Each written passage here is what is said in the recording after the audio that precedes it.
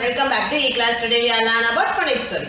இன்னைக்கு நம்ம letter O A கான phonics story அதுக்குள்ள phonics sound தான் பார்க்க போறோம். What letter is this?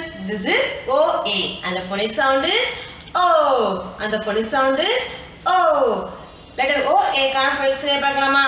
ஒரு ஆடுக்கு ரொம்ப பசிச்சான். உடனே அந்த ஆடு என்ன பண்ணிச்சான்?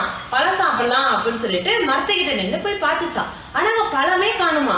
யார் சாப்பிட்டது தெரியுமா? பறவைகள் அணில்லாம் அந்த பழத்தை சாப்பிட்டுடுச்சான். உடனே அந்த ஆட்டுக்கு ரொம்ப கோவமா அந்த மரத்தையே பார்த்துட்டே நின்றுச்சான். அந்த மரத்தோட சொந்தக்காரர் என்ன பண்ணாங்களாம்? ஆடு நிக்கிறத பார்க்காம மரத்தை வெட்டிட்டாங்களாம். அந்த மரம் எல்லாம் வந்து ஆடு மேல விழுந்துருச்சான். அந்த வழியா போன பசங்க எல்லாம் ஆடை காப்பாத்தணும் அப்படின்னு சொல்லிட்டு ஓ அப்படின்னு செஞ்சுட்டு வந்து ஆடை காப்பாத்தினாங்களாம். அந்த பசங்க எப்படி செஞ்சாங்க?